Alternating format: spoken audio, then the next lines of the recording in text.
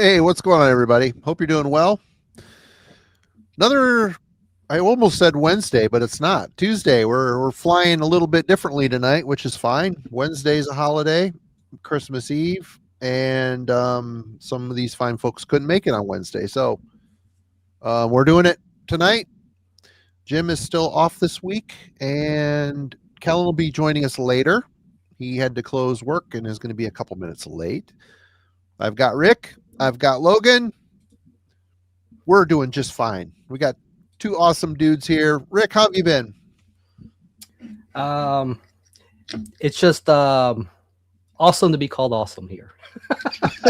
And everything is awesome. Like a lot of us are going on vacation. A lot of us are, and I'm happy that this is my first vacation drink officially. So I'm doing the ceremonial opening right now in appreciation of this episode. So I'm glad to be back and talk some more death metal. And at the same time, wish everybody a happy holidays, because I know it's funny enough, it's going to be 25, 25, 25, 25. Think about it. Ah. Wow. Yep. All right. There's someone to celebrate, Marty. There you go. There we go. Numbers. I'm angry at numbers. Still, after all these years, I'm still angry at numbers. So yeah. I'm an art guy, so I hate numbers by nature. So just right. What you been spending over there in the dreadful compound? So I've been getting ready for the end of year stuff, and me too. Spending a lot of that, and but I was trying to make time for the side things. And I just got this tape in not too long ago, and so we like to talk about how dorky we can be with some black metal, but what is dorkier than Grindstone Records? Any old Nick fans here? It's like the most unserious stuff. I've seen the covers and stuff. I'm like, I don't think I need to go there. It's very video game looking. It's just crazy. Abyssal Spectre, the guy who runs it, him and I think his sister. So I got this thing called Witchire out of Germany, and this is a fella. It's a one-man thing, and I follow a project called Noctig. So I've been a Noctig fan for years. There's even a new album this year, and so he put out this thing through Grindstone, and it's called it's a 2024 demo called Dance Dance Dance. They don't take themselves very seriously. So it's got a little bit of this sort of dance beat shit going on, overlaid with the black metal. It's got the very rasp and atmospheric stuff going on, all the tropes you usually expect, but with other layer. I think the new album that also came out this year, which I can't seem to get a hold of, it's called Witch Dance Contest or something like that, which is the craziest thing. It's real nerd stuff. So is it dungeon synth type stuff, or is it black metal? What is it? There's dungeon synth like stuff. There's a lot of synths and keys. If you didn't think it was nerdy enough, they gave you like a Dungeons and Dragons card to go with it. So there's your Ravenloft. Mm-hmm. So Quickwood. Hey, that's my middle name. Wait a minute. Did I say that out loud? Quickwood, some more quick release. That's But so I've been checking out that demo. Again, anybody who knows me, I don't take myself seriously at all. Like, it's just, it's like this fits my mold. I know it's not the, it's not going to be A tier kind of stuff. It's very self-aware, right? Self-aware black metal. So I've been checking that out. On a not so serious note, I've been getting back into some Chelsea Wolfe, and it's been a long minute since I've checked out her first. Technically her first. She had two other independent releases before this, but this dropped in 2010, and it was going 15 years now. And Chelsea Wolfe's come a long way since then, and it's really developed. It's nice to kind of go back to a very stripped down, very folk. There's a lot of acoustical stuff here, a little meandering, atmospheric, kind of given to this style. She appeals a lot to metalheads. She does have her she has a doomy side to her. She has a gothic side too. So it's a lot of stuff that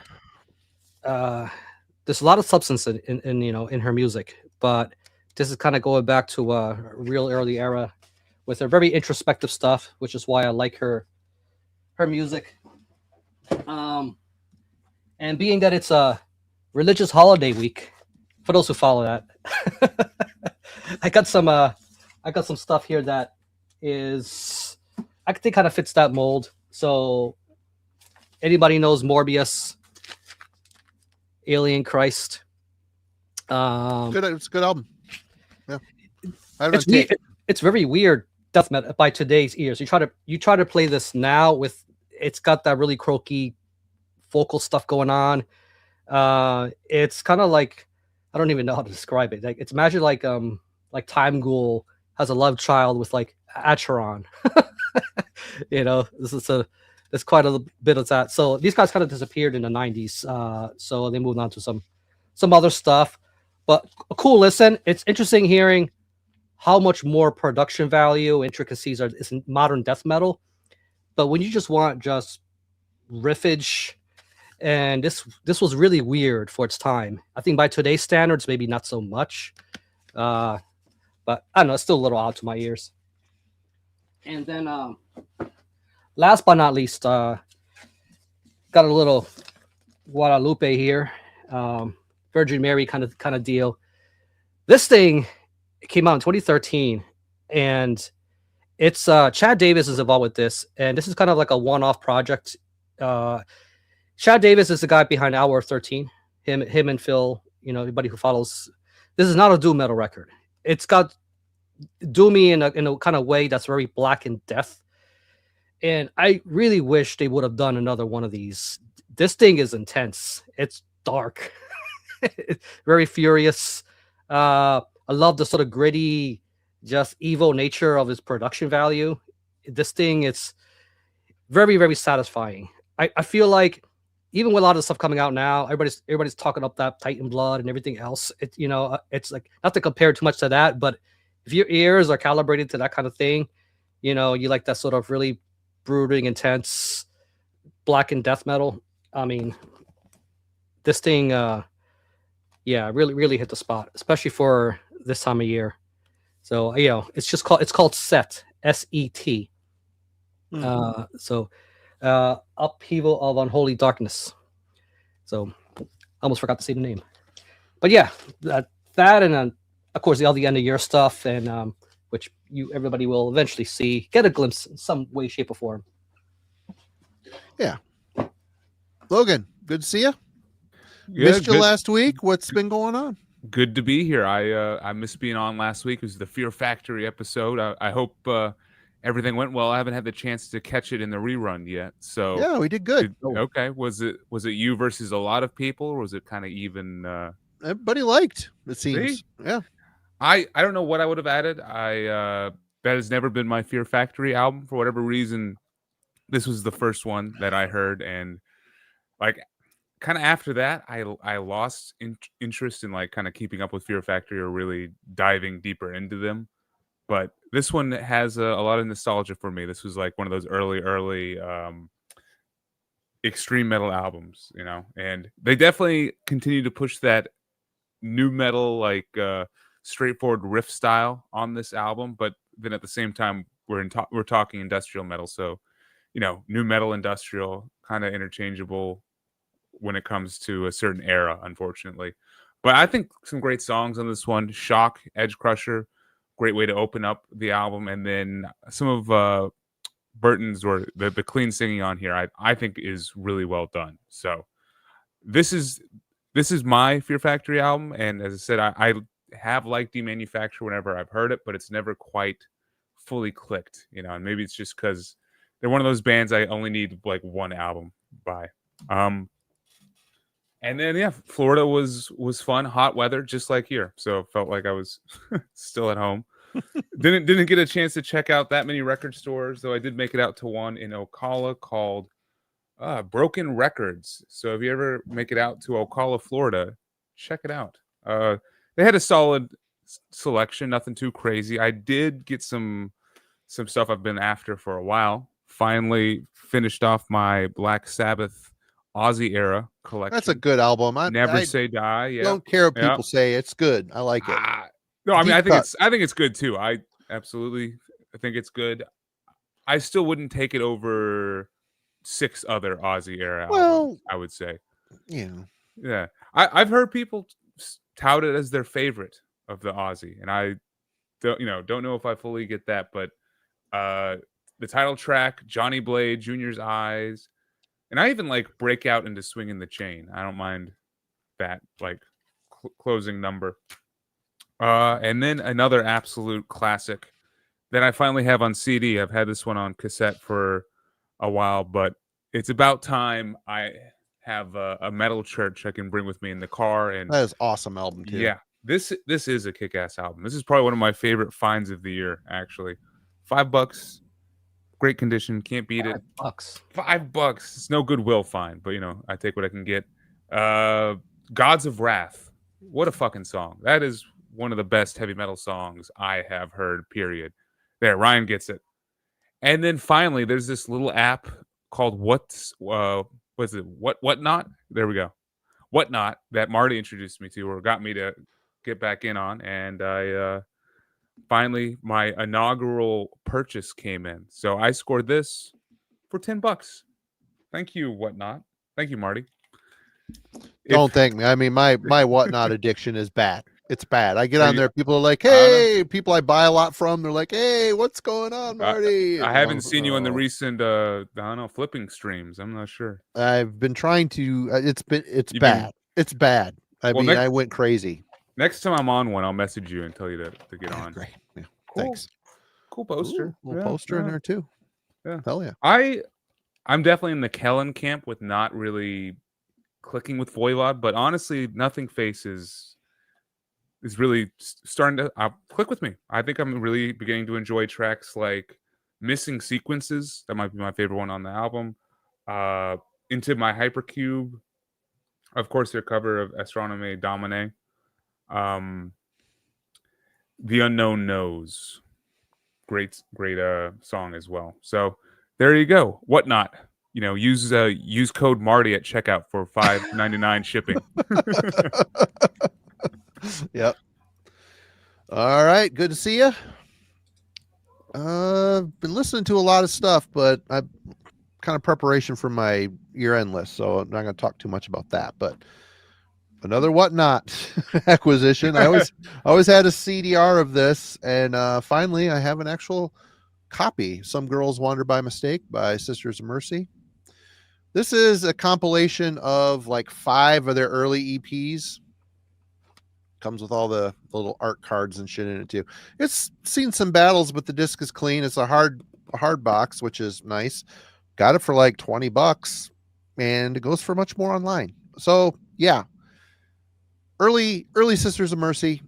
It's just there's songs here and there. A couple of the EPs are produced better than the others, but the early ones are just very lo-fi, which I dig. It's just a really chintzy drum machine beat, old Dr. Avalanche before reverb was introduced to the recording process. But I dig it. I dig how simplistic it is. Andrews has got a endearing voice, and the songs, even though they're repetitive, it still connects. Some are better than others.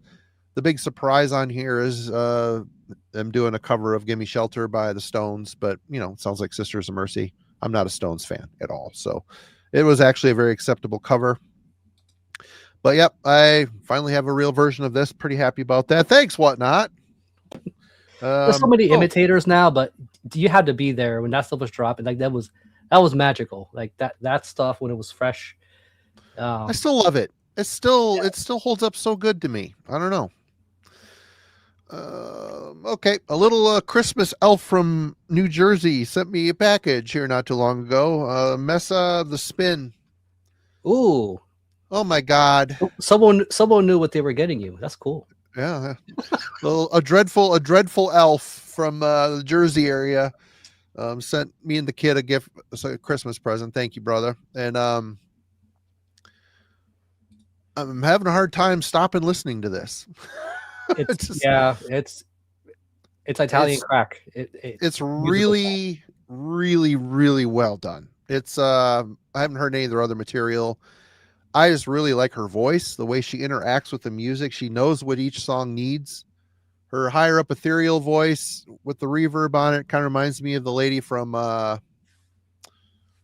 Cocteau Twins. And then later in the album, she sounds a little bit more like Annika from The Gathering at times, but she's still her own singer. And wow. And the music itself is very interesting. It is, God, I almost don't want to call it metal, but it is. It's heavy. There's weight to it, but they're really good with the dynamics. They don't just stay in the heavy plotting, crunchy stuff. They're riffs that are atypical. It almost feels like a metal adaptation of like alternative, or I don't know. It's hard to explain. It's like they took like the 4AD, which was the label that Cocteau Twins and Clan of Zymox, all those bands were on, and Dead Can Dance. It took that motif and metalized it. And they've got a singer she's fantastic. In fact, the last song, Thicker Blood, where she like does the little death growl, it's unnecessary. She didn't need to do it. I know it's kind of done for effect and whatever, but I'm I'm glad like, to see that to the very end, though. You know, like it yeah.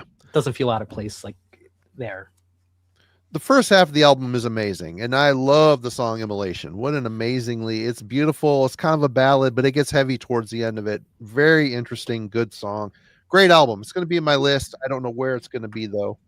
And the rest of these I shown on the Discord this weekend, but I'm still on a bit of a contact buzz from the Accused. So I've been spinning my toe tag records. This is a 10-inch. Toe tag is Alex, Maggot Brain, and Blaine Fart, the singer from The Accused, and the once bass player of The Accused. Now he's playing guitar and toe tag. This is the band ended up turning their name back to The Accused AD. So yeah, the toe tag live they played Accused songs, but they put out their own material. This is a 10-inch, 133 out of 300, and quite a few songs on there.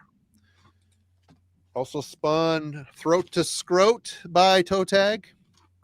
This is a one-sided album with the net. You can kind of see it. Laser etching on the back of it. Pretty cool.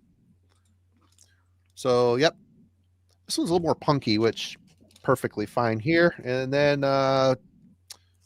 this Toe Tag, another one-sided album. Obviously a knockoff of the Misfits Earth AD album cover art. But, man, this Blaine rules as a singer. And even though Toe Tag, I prefer... Alex is a good riff writer. He's a good guitar player. He's a better bassist, I think. But Tommy's riffs are just a bit better. But I will say this Toe Tag stuff is still very, very enjoyable. It has the spirit of The Accused, just maybe a little bit more on the punk side. And then I finished off, I think it was Saturday night with Nevermind the Bollocks. Here's the Sex Pistols. Haven't spun this in a hot minute. I love this record. Always have. Always will. It's perfectly recorded. I love the songs. The songs are super catchy. And I love John Lydon, or Johnny Rotten, his the character in his voice. Snotty, pissed off, the way punk should sound. But he's a little bit melodious. He can kind of scream, snarl in key. And I really like what he did early on with Public Image Limited as well. I've kind of followed him throughout, but this is a classic record. They only did one, 1977 on Virgin Records, and it's a classic. You should know it. It's like the Appetite of Destruction of the punk world. It's got a rock vibe to it. You know what I mean? There's a bit of a rock vibe to it. I think the attitude in which the songs are sung and the lyrics make it punk, but always loved it. Classic. And it sounds great on wax. If you find an old copy of it, definitely pick it up. It's interesting you show that. I just picked up a Johnny Rotten with Africa Bambaataa. They did a collaboration back in the early 80s. It's considered one of the first rap rock kind of collaboration deal. Then he went to Jamaica and he worked with some Rasta guys, and they did some reggae mixed with what he does, or no? Was it something different? This was I think specifically New York. I mean, it's possible he could okay. have. I mean, Africa Bambaataa has been known. He's pioneered the hip hop rap thing back in the day, so the timing kind of makes sense. Right on. After the Pistols trying to figure himself out and Yep. move on to new things. Well, tonight we are here to discuss, I can never remember the name of the album, Loudblast, Frozen Moments Between Life and Death, which came out in 2011 on 13 Bis Records, and a little bit of a very brief history, which I might have actually, nope, I didn't. Loudblast is a French death thrash metal band from France that pioneered the genres in France, and one of the most important French metal bands of the 1990s. They began in 96 with the northern city of Lille. And then we go on to talk about their first release, which was a split with Aggressor, which is another classic French band. And there's a whole bunch of information here that if you want to read about it, go to Wikipedia and do it yourself. But yeah, this is the band's, sixth album? Came out in 2011. First impressions, Logan. So this is my first time ever listening to this band, period. Loudblast has always been one of those neglected bands for me. I have been aware of them. I've seen them around as a recent visitor of all things used and cheap. I've seen, I guess, multiple of their 90s albums in various bins over the years, and in the $10 to $15 range, but they're always the bridesmaid, and never end up coming home.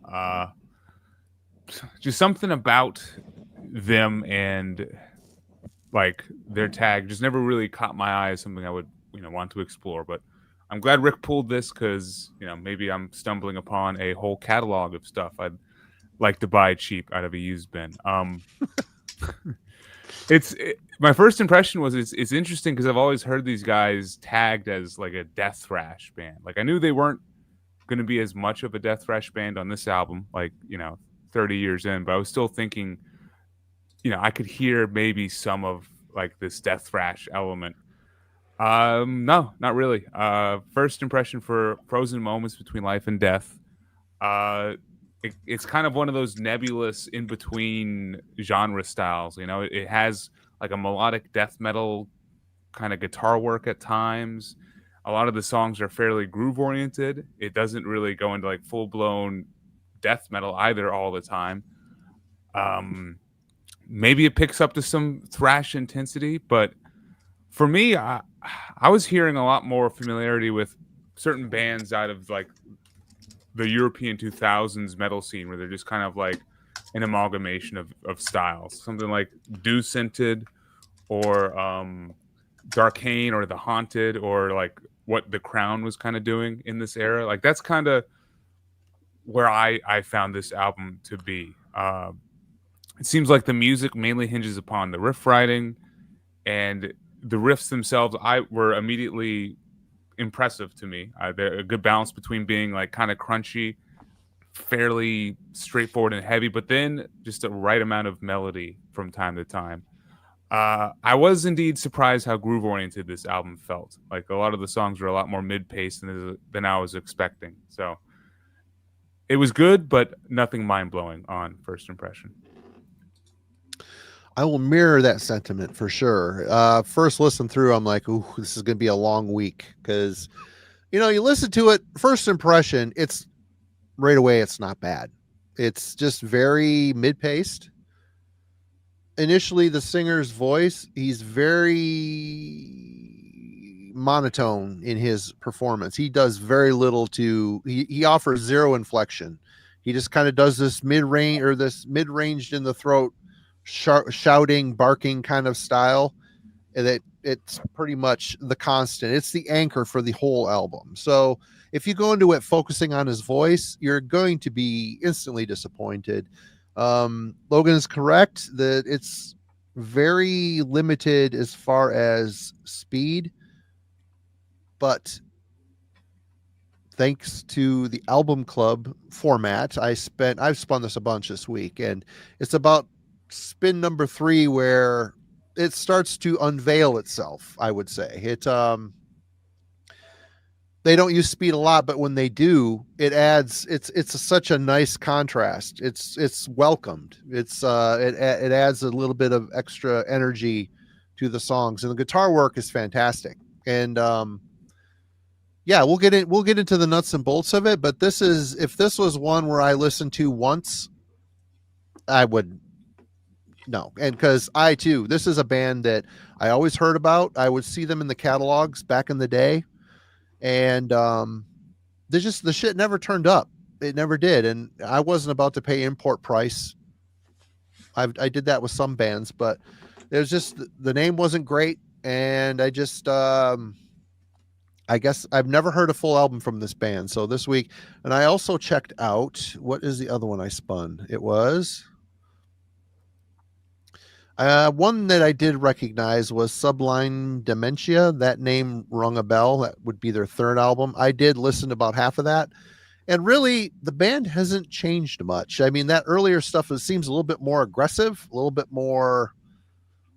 more grit and bark and bite in his voice. But really, they're still kind of doing what they started off doing. Rick, what was your first impression? Well, I first heard of the band through a comp that came out long ago. Century Media put up something called In the Eyes of Death. Head on. No, that's right. That's where I heard them for the first time, was that comp. Yep. They were that last band. It was like Tiamat Unleashed. It was a weird set. Funny enough, because Loudblast was never really on Century Media. So I don't know how they ended up there. But the name, I think it's the thing that would put people off the most. What's supposed to be a death metal band. I just wrote it off as just another one of those French quirks. The French can be very quirky to us in a lot of ways. So it's just all right. But after looking up that they were one of the first French death metal bands, along with the Aggressor, even they were more on the thrashier side. My impression of them was starting out with, I think where a lot of people kind of started out with them was during the I guess what you call the Scott Burns years.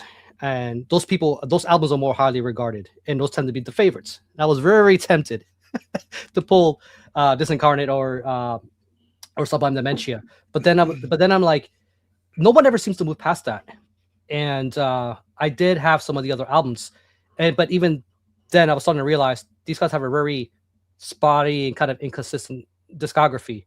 And I wanted to explore why was that, and so I went with a more tertiary pick with this one. This band, I agree 100% with the vocals. I don't even know how to say his name. Is it Stefan?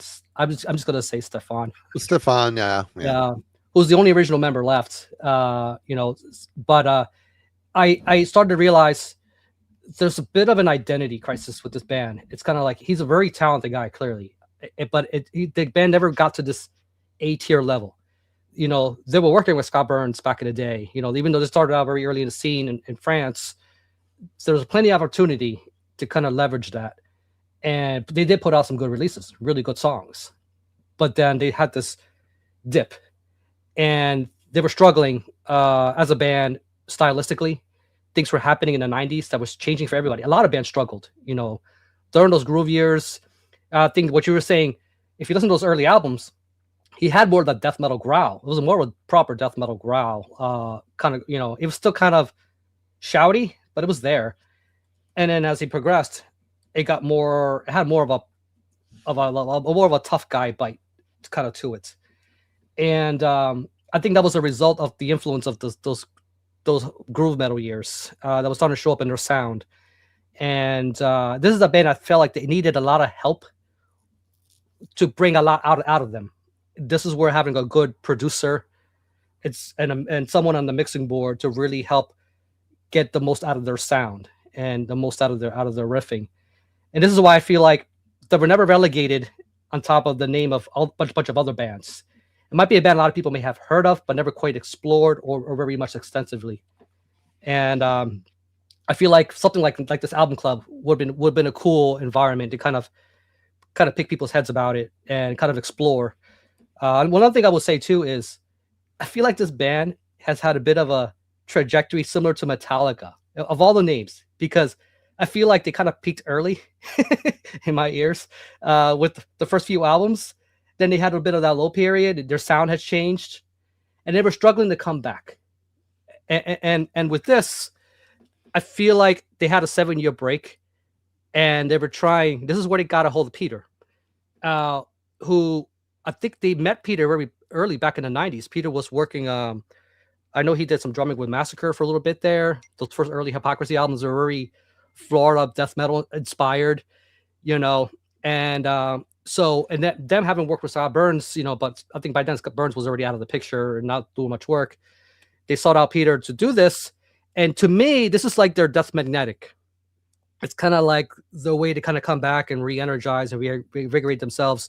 Metallica went with Rubin to kind of help them with that process. It's kind of making these parallels.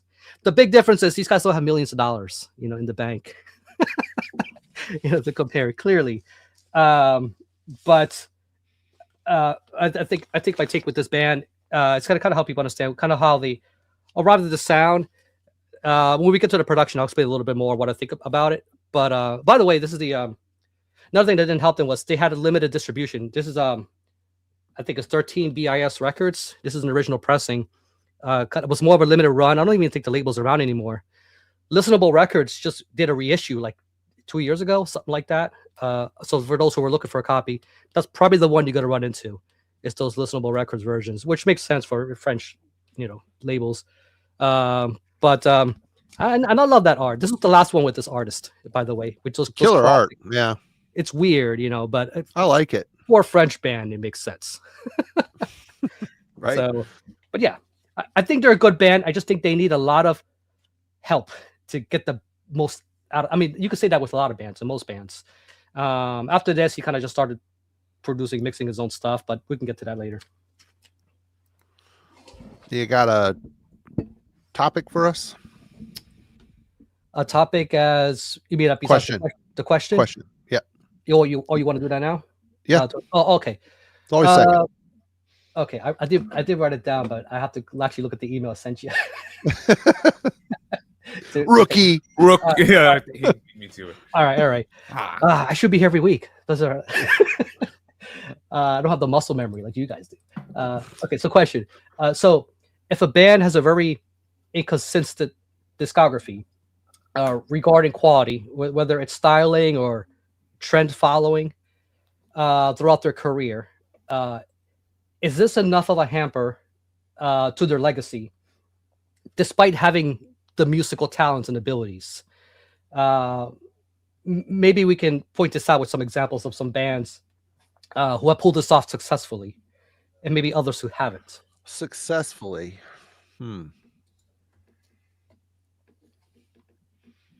I should have read this beforehand. It came prepared. I did not. Because what I can think that comes to mind, which is not really a metal band, but now that Logan's here, this is perfect. Van Halen. Yes, it's named after the namesake, but when you look at their discography, they're all over the place. And they did follow a trend, and they went, like in the 80s, they went synth, and then they changed their sound, and obviously changing vocalists did a lot to do that. Mm-hmm. But the mainstay was the talents of Eddie. Was the focal points of kind of keeping that kind of intact. Another one in my mind is Slayer. Who had a very kind of this discography, but they cemented their legacy very early on, which might be I feel like it's easier to do what you're talking about, Rick, if you're able to cement the legacy, like to establish yourself as like being a successful band, selling millions of albums, like in the niche world of metal. I think you have to work a bit harder to do that, maybe. And would you include Celtic Frost in this? Who's don't have they don't have many records, but the ones that they do are all very different. And the ones that are dissimilar are really bad. Yeah. So you can they have a cemented legacy and are very influential at the same time. Like I said, it could have been because of the very early years to kind of help that. But they also went out with a bang, in my years anyway. Totally. Oh, And I think Blue- that helped as well. Them having that high profile endpoint, and then Triptychon has been a help for sure. I mean, that's how I discovered Celtic Frost, was through Triptychon and Tom's work with that. So I think there's ways around it, but I think if you're inconsistent in multiple different ways, like inconsistent quality, inconsistent members, inconsistent release schedule, you can't blame lack of talent, right? Because these people yeah, know how to make good records, even if they need a lot of help. Yeah, I mean, the example I kind of pulled is someone who's somewhat successful, but maybe not. Like, maybe would be bigger if they were more consistent. Abigail Williams. They've literally done every single thing you were talking about, where it's really just one main guy, Ken Sorceron or whatever. He's been the mainstay, but then it's just like the band all just rotates, switches new guys every album, and really a new sound every album. They went from sounding like Emperor and symphonic black metal in the beginning to this is their Wolves in the Throne Room album, and now they're doing a bit more of a modern, like post black metal kind of take with their sound. And for me as a fan, I wasn't able to hang on with every single album. Like, I enjoyed, was the first one I heard. I was like, oh, cool, this is their sound. And then they were completely different the next time. So as fans, it's tougher to, put yourself as a fan of the band versus maybe a fan of some of the albums or a certain era when there's that much inconsistency, So, I mean, I think in the smaller world of metal where, that we're selling thousands of copies versus hundreds of thousands, inconsistency can hurt your legacy potentially, And I guess real quick to talk about the French scene, Loudblast honestly are one of the more consistent bands of the French scene. I'm not well versed in it. Devin was actually giving me a great history lesson earlier today. Cheers, Devin. But just looking at some of the discographies of like the other bands that Devin kind of mentioned to me, Aggressor, Merciless, Massacre, like Loudblast is probably the most consistent or has the largest discography of those, So maybe in their realm of France, they are a success in comparison to, the other scene that they've come up around, Like I've never really had a chance to check out Aggressor or really Massacre up until earlier today. So Loudblast, at least I've seen their records and stuff and have heard of the name. They were outside of their own bubble. They didn't have the what do you call it?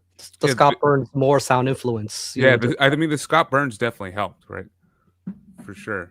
And I guess Peter Takrin didn't hurt either. Well, kind of made me wonder, like, what is this band really like outside of that bubble and influence? Without having that style of engineering behind their, that layer, in their sound, and that's kind of all that's what all that stuff in between is, Which I think why people haven't really explored them. They just kind of listen to these classic albums and be like, these are good, but the band is not a prominent enough of a name to merit, jump in. And it could have been distribution too. Like, I don't run into Loudblast records often at the record. I just don't see them. That could have been it too. Well, for my mind, I guess, does inconsistency hurt you in the long run? I think for most bands that maybe aren't huge or super established, yeah, I think it could cripple your career greatly. But if you're a band like Metallica, let's throw Metallica out there. I mean, they've been in an institution just churning through the years, and it seems like every sidestep they did, I mean, their Load and Reload albums they're pretty far away from metal. They're really far away from where they started. They turned into a rock band, which fine, except your name is Metallica. But what did it do in their case? It brought in even more fans. That Black Album was very polarizing. The old school fans were like, what the hell's happening? That was me. What the hell's happening here? No, I can't deny all the singles and videos they put on MTV. There's some good songs in there. There's some good songs. They just, the promotion machine killed that album for me before I even got my hands on it. I was sick of all those songs. I recently picked that album up at a record show 4 years ago. I never owned it. Put it in the car and I'm like, skip, heard it.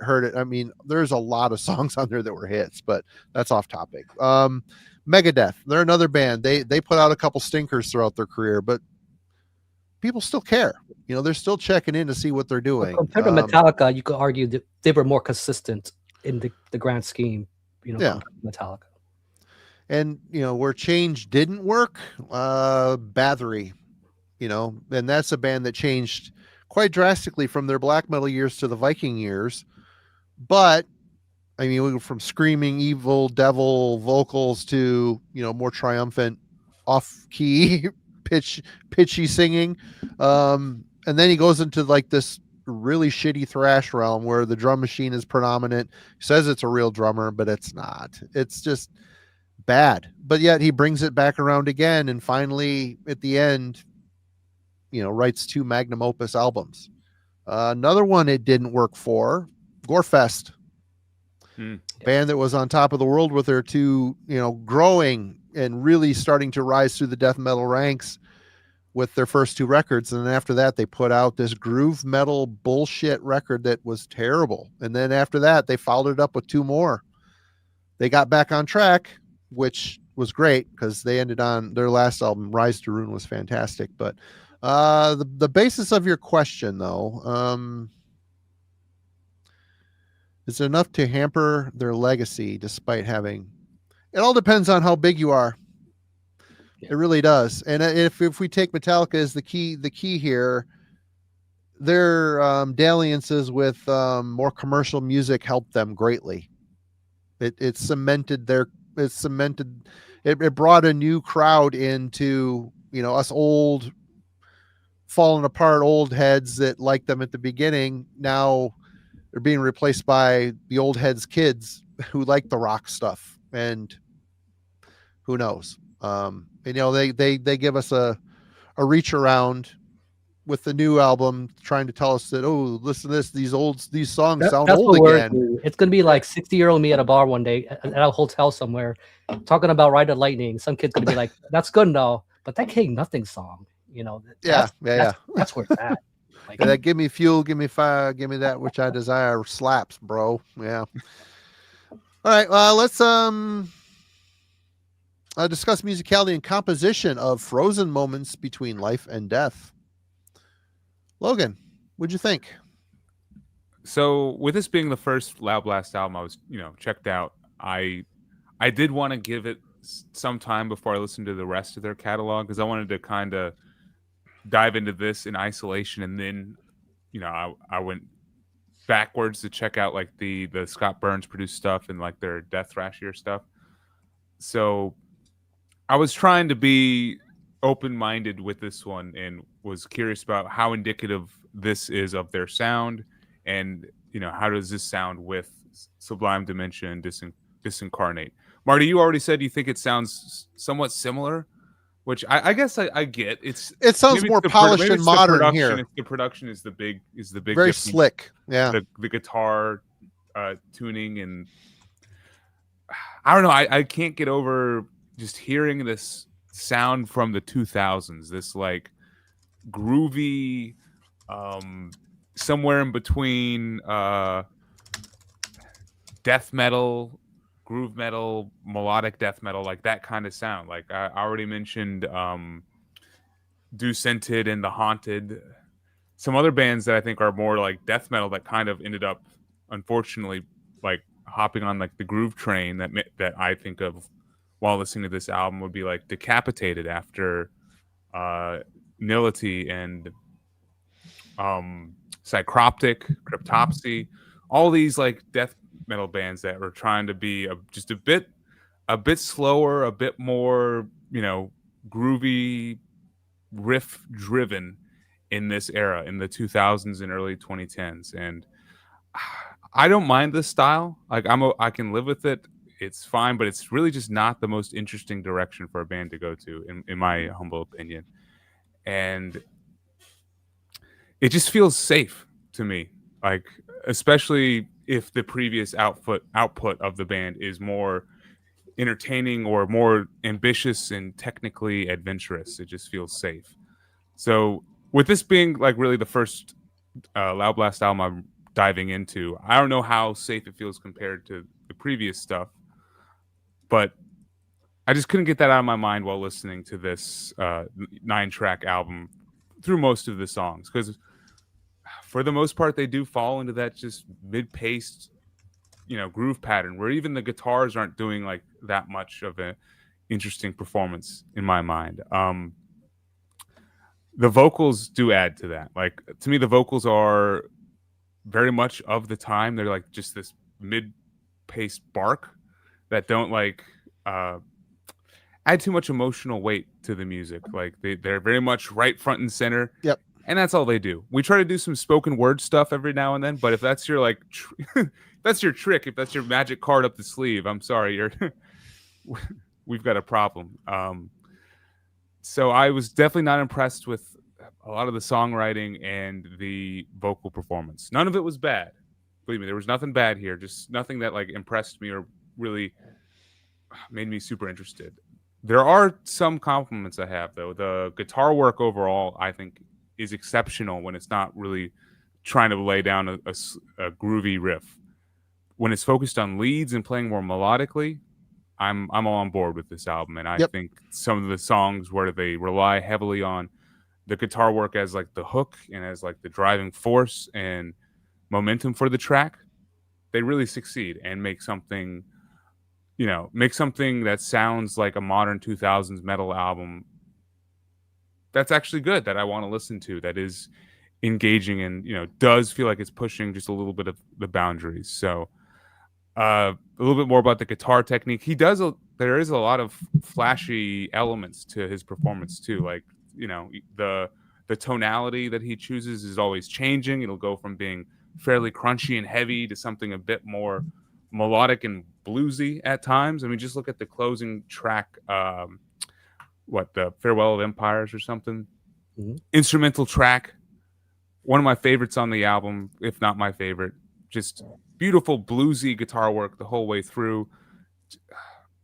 A lot of cool twin lead lines. It's just snaking and winding. Mm-hmm. I would love if they had done that a lot more throughout this album. It does pop up, but it's somewhat sparingly. So, but other than that, I mean, everyone else's performance is very adequate, if not like mind-blowing here. All right. We'll get Kellen brought up to speed. Hey, Kellen, how you doing, man? What's up, man? What's up? Good. Thanks for holding on, leaving a spot open here for me. Hell yeah.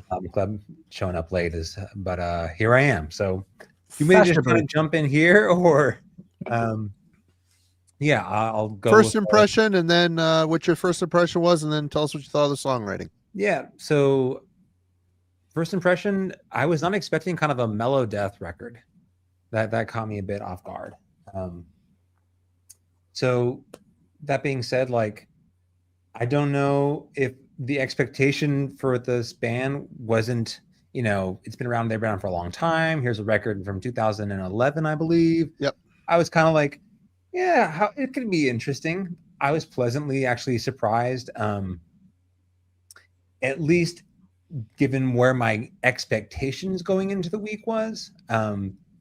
And there's things that I think are going on here that do show at least a band interested in writing legible, coherent songs, and offer some unique sort of twists and turns. The things I do get into the songwriting here, I think that the transitions from different aspects of their songwriting and riffing style work pretty well. They're like the one that I'll just use as an example here. The third track, which kind of has this, let me pull it up here off the top. I don't have all the liner notes in front of me. Emptiness crushes my soul. Thank you, Rick.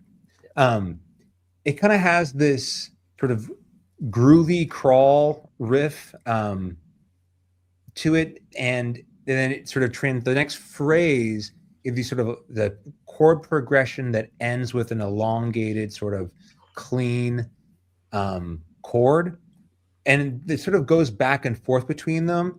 When they need to make a transition to the bridge, that groove gets stopped and you get one of those cymbal catches, the pop, pop, pop, pop, pop, and it just moves perfectly in. Like, it's not that it's complex. There's nothing about this listen that I feel in 2011 is brand new or pushing boundaries. This very much seems like a, you know, metal band that's been around for 30 plus years, writing the songs that they like and they want to write. Yep. But nothing about this I also felt incredibly like there was diversity in between. There was enough for me in between the songs to separate them. Like, I know what I'm looking for on this track. By the next track, I know what the key part is they want me to pay attention to. By the next track, like, there were enough sort of call outs here where I didn't feel so bogged down in this is the exact same thing over and over. There's limitations in terms of their riffing style and overall pacing. You know, in driving in to catch this tonight, I caught some of the complaints, or at least some of the initial impressions, and I think that was one of the things that everyone kind of raised is the dynamic range in terms of the pacing of this is a bit sort of limited in terms of the top end of the low end of it. But I still think what variation you do find, they work well together. None of it feels clumsy in that transition period. So in that sense, you can tell they've been around. To Rick's kind of question, they've been playing together for a long time and they know one another, and it feels like it's a collaborative process. I will, echo Logan's point on some of the solo work. The second track, Rick's, if you're there in front of him, that was the one that first caught my eye in terms of like, hey, we got like an actual sort of longer melodic solo here. And that shows up a couple of times on this album. So it's not like something that you can expect every single time, but I think they are tastefully done. And outside of that, like, I guess I'll leave the rest of the chat to kind of, for the members here to chime in, but those are sort of my initial impressions and part of the songwriting that I noticed. All right. Rick. Yeah. I think out of everybody here, it seems like I've had the most context going in because I've already explored some of the other albums. So to me, it does seem like a very tertiary pick. People kind of have good memories with the older albums, especially the first 2, 3, more death oriented. The climate of the early 90s was very competitive. Everybody trying to get in and get their name out there and everything else. By the time we hit 2011, the death metal scene was very different. I feel like they didn't have that competitive pressure amongst other bands, but they were very cliquey as well. I mean, Florida, Sweden, there are areas that got all the focus. Places like France, I mean, Merciless ripped. I love those first 2 Merciless records. Spun them all the time, but can I just jump in here? This, to me, I think, to my ears, and maybe Rick, you can provide more context, like you said. I think this would have slid right in with a lot of melodic Swedish death metal. That's what I was about to point out next with Peter on board. Kind of what Logan was saying. They were kind of playing it safe, and that's kind of what I meant by the competitiveness. They were trying to be this big brooding band, with this, they were trying to be Deicide or anything like that. It could have been a cultural thing too. It's just kind of the way. I've never been to France, and admittedly, I'm not as knowledgeable at the French death metal scene as I would like to be. With a lot of this kind of in the overall, I do know some bands and this and that, and have some favorites. But going on to what you were saying, Kellen, with your impression, thinking it might have been a more a metal death kind of thing than you thought it might have been. But their previous albums was a Planet Pandemonium, which did have the I think the guitars from Aggressor on there. I think it's the other one he did some work in. And before that was Fragments. And those were very stripped down and didn't have any of that more sound influence or nothing like that. It felt very entrenched in that late 90s. It had a bit of a groove touch to it instead of the mellow touch like it did with this one. And to my ears, because I've heard those previous ones, comparing it to this, I do hear the metal death on it. I hear Peter all over this. Like this is I hear hypocrisyisms in this, but not so overtly. Like when you hit play, you're not going to hear, oh, this is clearly a hypocrisy crow or anything like that. That's not kind of what I'm saying. But I do hear, if you listen to enough of Peter's work, you start to hear how he works, what his preferences are, how he likes to work those knobs, and with his own band too, and projects, and how he deals with production and with other bands. And this one's no different. I think with Peter, probably knowing this is not a band that's, what people consider A tier kind of material, or at least by name. They could have had a better name too. That's another thing, which a lot of us, I think, unanimously agree with overall. But Lost in translation, in French, Loudblast is probably something really cool. Yeah. But with this, I was pleasantly surprised at they needed to make this record good in this kind of way. It wasn't going to be their magnus opus, but they needed to make a good record. The previous ones were not as strong, to my ears. I think a lot of people who let's go back and listen to those albums compared to this one would probably agree. That's what my question with the consistency kind of came to be, where they needed a lot of help to get the most out of them. And Peter's a good producer. Guy knows what he's doing. He's been doing this for a long time and knew what to get out of them through this. This is why you get a lot of the really good guitar performances, really good sweeps with the melodies and all that stuff.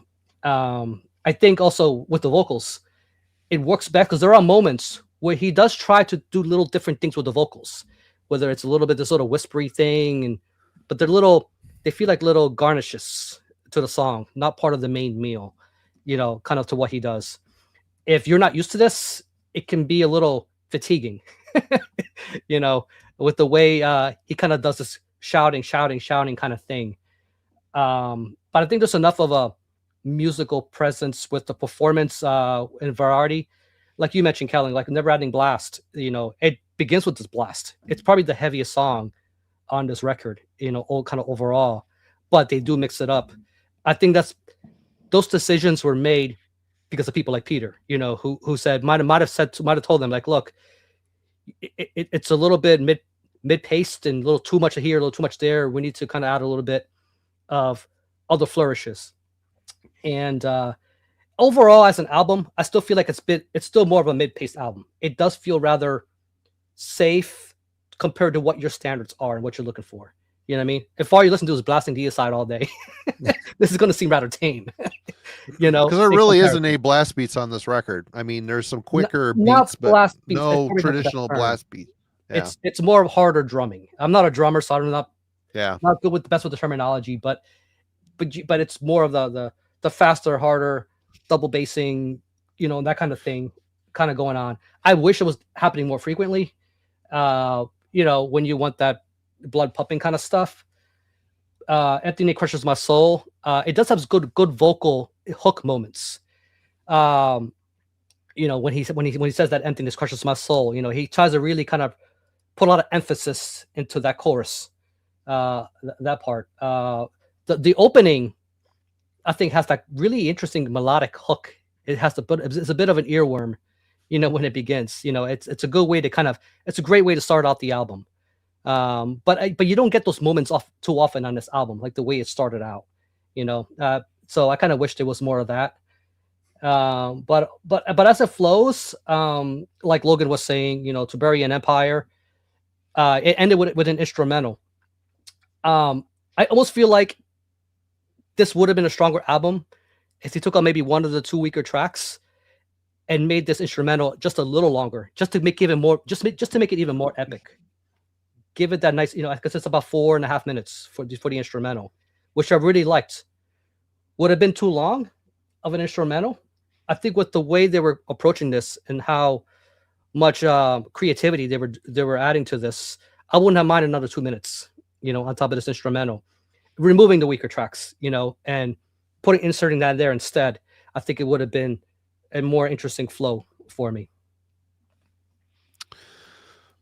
All right, songwriting composition for me. The devil's in the details in an album like this. It's very subtle, but by the time you start really sitting and listening to it, first of all, there isn't a lot of shock and awe in this. So the change in dynamics is more gradual than it is exciting or disjointed. The thing that I really liked about this record is how patient you have to be to listen to it. You really have to sit and listen to it. The songwriting is very patient. Like I said, they're not in a hurry to get anywhere. When they do offer elements of speed, it is very impactful. And their main thing that I found very interesting is they don't focus solely on just bar chords and notes. It's the chords they use. There's like, I don't know, I'm a guitar player, but I don't know shit about what I'm doing. Or the technical term. I don't know if it's like minor chords or they're doing something. It is not just a standard bar chord, 2-note or bar chord, power chord, 2-note power chord. Bar chords when you bar the whole finger, and it's a power chord is 2 fingers or 2 notes, and that's very typical. Here they're doing something to spice up like a tritone. It's like a tritone chord, but they don't do it all the time. But when they do it, it adds a little bit of dimension to it, and it really highlights the melodic nature of the guitar lines. And Rick, I think it was mentioned, or was it Logan? Someone mentioned something about melodic death metal. It was Kellen when he came in. That's where I hear Peter pushing. I hear him pushing them to do this. It might be influenced a bit by that, but it doesn't sound like the Gates of Ishtar we did a couple weeks ago. It's not that exact motif. They're just very melodically charged performances, and the way all of these things together, it's very comfortable the way this album is put together. It is very expertly constructed. There's nothing that sounds out of place or wrong.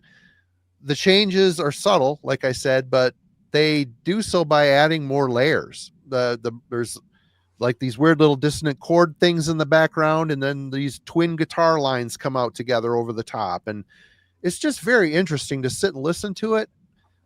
The vocals are almost a hindrance. I got to the point where I like them. I like them there. They're the anchor that keeps it in this is in the thrashy death metal, proto-death type of realm. I don't think it really touches on either. You can tell that they're from the old school. This album is written, and it sounds very old school the way they put these songs together, and they really focus on the heavy metal side of the way the guitars interact with the crunch. If that's what I'm trying to think. Yeah, that's what I mean. And it's just really well written. And was it 40 some minutes long? It doesn't feel long. Once I got past that tipping point of, man, this isn't very exciting.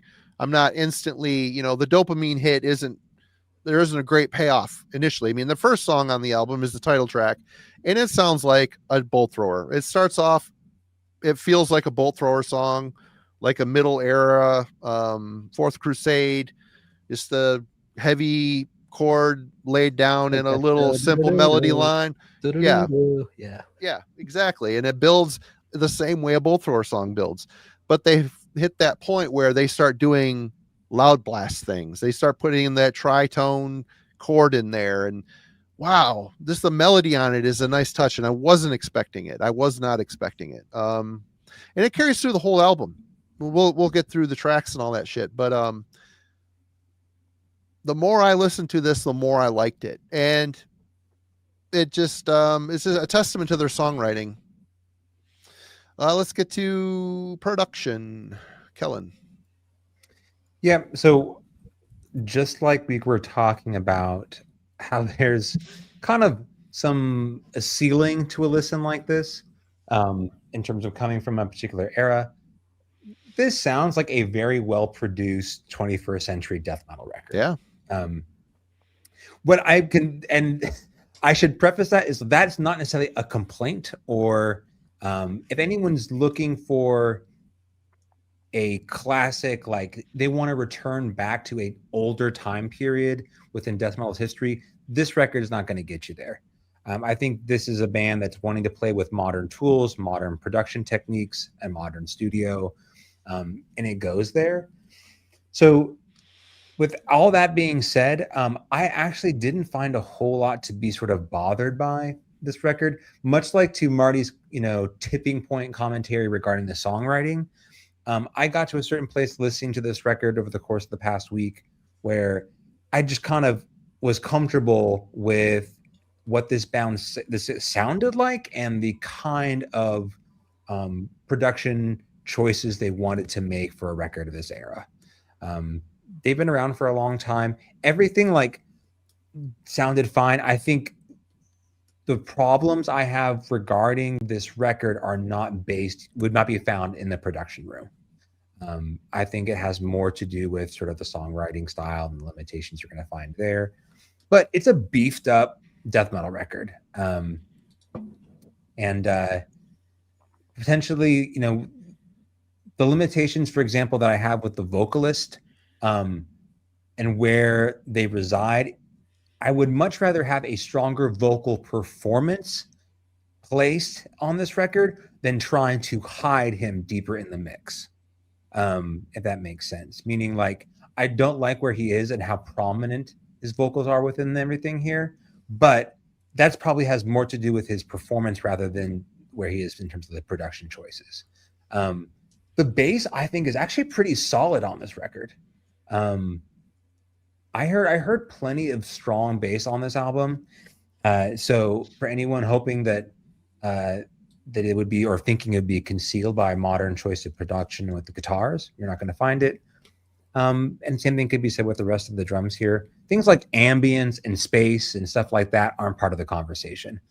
This is much more like front row, second row kind of experience as a production choice. So that's what I got there. I do want to say one thing, one little tidbit. It is the drums were recorded at Counterpoint Studio, guitar, bass, vocals recorded at E Factory Studio.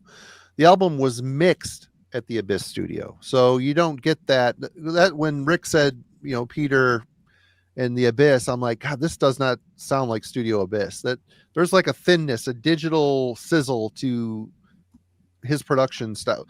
Once he changed boards, he upgraded his boards in there. There were, because they're like Ben is like legendary for ragging on the Peter Tagrin production sound, and he's got a point. The Studio Abyss stuff sounded warm and full, and then he upgraded his board and it sounded digital and modern and sizzly, which doesn't bother me. But yeah, when you mention him, I'm thinking, oh man, this doesn't sound like Studio Abyss at all. And it's not. He mixed it. He not didn't, Abyss specifically, yeah. Yeah. He still has a certain approach to his techniques, though. Oh, for sure. For sure. That's hard if you listen to enough of it. Right on. Yeah, I mean, the production was definitely another highlight for me. I kind of mirror Kellen. I really don't have anything negative to say. I've never found issue with Tagrin's production, but Marty, your point about how this was actually recorded, it makes more sense now because it doesn't sound digital at all. It sounds very warm and organic and natural and kind of live, and all the instruments have a serious bite to them that I think a digital production would not necessarily have in the same way. The bass sounds perfect. I think the bass performance across this album is one of the highlights, and the production makes sure that you're aware of it. It does a good job of doing its own thing underneath the dueling guitar leads and really making the album sound fuller and making sure there's not much space to be had. I like the drum production too. The toms and the sound of the fills especially, very tight. I forget the name of the song, but there's one song that opens up with just the superb tom roll, and that gets me every time. That's one of those yes kind of moments that it sounds like a Creator for. song off of Extreme Aggression. It sounds like the beginning of Betrayer. Yeah. It's just like organized, cans falling down a stair or something like that. It's just a very tight, rapid fire tom roll, and I think the production nails it with little bits like that the drummer and bassist will throw in. And then, as I said, the guitars are my MVPs for this album, and I think the production perfectly accents when they're changing tones, and when it goes from, as I said, sounding crunchier to sounding more of like that melodic death metal kind of vibe. And even when they get to like a bluesier avenue, or there's even some moments in some of these songs where the guitars are playing like even more clean, like no tone or crunch or even pedals or anything. And I think the production sounds great on those moments as well. So I don't have any issues with the production. It's definitely one of the highlights for me. Rick? I agree with everything you guys said. Overall, I think that if I were to point out probably the weakest part of this album would probably be the vocals in general, because this is not somebody, and we talked about this last week with Fear Factory, where Burton Seabell was not exactly the greatest vocalist. He's not a great singer, no, but he fits that band. He fit, yeah. I feel like here, and another thing that I think people should know is he's the only original member, Stefan in Loudblast. He recruited a couple guys. There's a second guitarist, not the same guy I played on the classic albums. Actually, it's Drakanian, I think his name is. He plays in that band, Seth. You know, for those of you who follow that black metal band.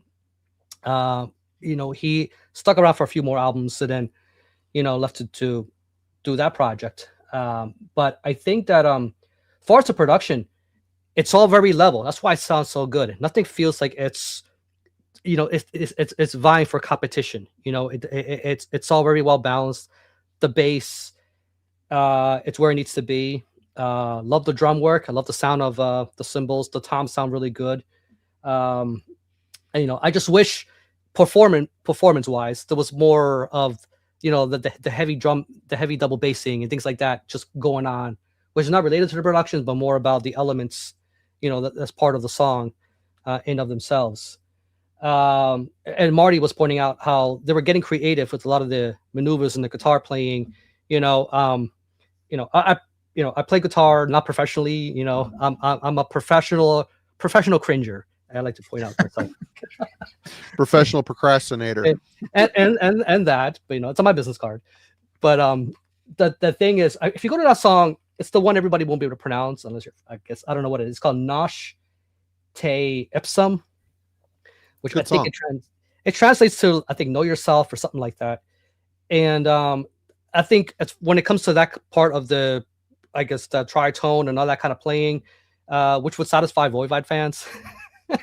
You know, there's this would be it. This is the song that explores a little more of thinking a little bit outside the box when it comes to the creativity and the chord patterns with what's going on there.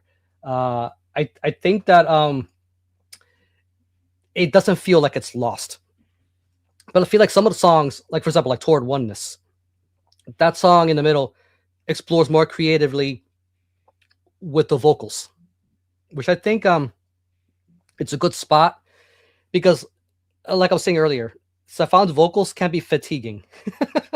You know, I feel like sometimes he needs to just strip it back, give the music some air, you know, allow a little more epic guitar moments, you know, and little, you know, I don't hear like a bass solo or a drum solo or nothing like that. I know some people are not too into that, you know, but I feel like there were opportunities to allow for some of that to happen, even though the album's only 40 minutes, you know, or so.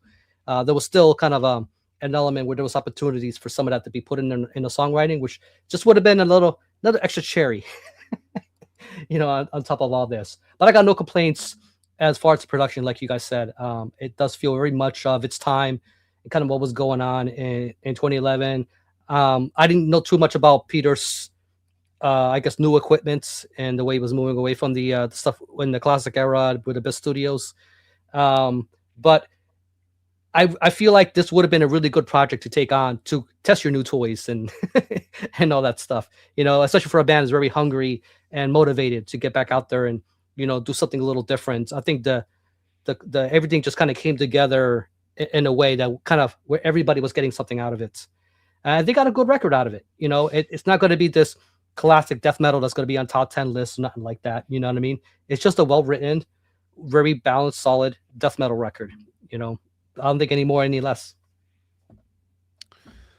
And the fact that, you know, they had Peter mixing it, they worked with Scott Burns. Someone said Colin Richardson produced Cross the Threshold EP. This is a band. That's a great EP, by the way. That's a band that they want to be bigger than they may be. They're paying out the ass for these big name producers in the field because they want to get in. They want to get more recognition. They want their songs, their music to be produced, captured properly, which is awesome. And the production for me it's really good. It's heavy. It's heavy, and it's clear. It's but not it's not sterile. It's got a lively, organic. The drums have a meaty thud to them. They sound like drums. They're not all triggered out, which back in the era that would have been a Studio Abyss thing too. A lot of triggers, but the mixing is very important here. The fact that, like I said, all these little subtle, little dissonant chord things they're doing underneath, and there's a lot of stereo space that is used very effectively. You can hear all the instruments. You can hear the bass all the time. You can hear the cymbals great. The little guitar flourishes are all there, and it all, again, you have to be patient, just as patient as they were in recording and writing these songs, and to really get to hear the full, outward appearances. It's just kind of a tired and true kind of churn to this music, but man, there's such good songwriting. I'm glad it's a good production. It really did benefit this material as much as it possibly could. And when you're the only thing that really snaps you out of the trance of the vocals, first of all, I got to say, his English is very good. A lot of French folks that I've heard, the Scandinavians, the Germans, they all get English really well. The French, I think, struggle a bit more, but his English in singing is great. And the thing that kind of breaks you out of the trance of his voice when he says fucking in the chorus of that one song, it's like, that's the hook. That's the hook for this song. Is every time he gets there, like, oh, okay, it's this song again. But production I think is great. Yeah. It's definitely a bitter bonus. seed. It's a fitting title. Is it the bitter seed? Okay. Least favorite songs, Logan. All right. So there's definitely nothing bad on this album. There's definitely nothing I would call like outright mistakes, and I might have been a little too harsh on while talking about this album on the musicality and composition portion, because I don't think this album feels like a long album. It doesn't drag on. It's not necessarily hard to get through. I have not really had any issue listening to the full thing. So I think that's a perk for it, and it's because there are no misses in like the instrumentation of the tracks. I think what you're missing here is the excitement. Lacks, it's the excitement. It doesn't boil over with excitement. It's very even keel, and that could be a detriment to the album. And that's what I was going to say with the. Sorry. No. You're. I was just going to say this is the feel of the album. Like this is where we start, and then we kind of end like that. Like it just is a very linear, and believe me, I'm a fan of Dope Smoker. That's the name of the game, and sign me up. But I guess when many riffs on this album to be throwing that comparison around. 1 minute into your first track, there's too many riffs going. So, there are some great tracks here, and I do think for whatever reason I start to warm up to it on the second half. Maybe it's honestly, Marty, I think you got a point with like being more patient with it and not trying to, because this feels like a record that should jump out at you a bit more than it does.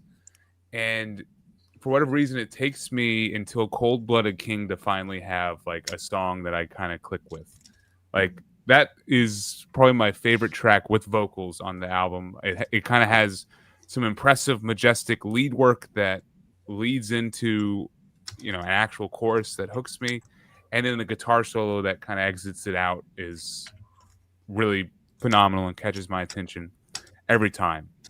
And that's kind of when I wake up with the album a little bit, is Cold-Blooded King. And then it's a bit better for the rest of the album, where I'm into certain elements of Towards Oneness. I enjoy the guitar solo. That's another one of those like 1.5, 2 minute long guitar solos that really just does a lot for me. And then Nasce T Ipsum, or whatever, Rick, you pronounced it correctly. That track, similar thing, like very cool guitar work and guitar play that immediately was more interesting to me than some other moments on the album. And Cold-Blooded Seed, that is where I think that's the track where it opens up with the tom, where the toms open up the track, and it's just one of the faster songs, and I'm like, I'm here for that one. And then the closing instrumental to Barren Empire is my highlight of the album. I think the vocals really needed to step back just a little bit, and they're completely gone.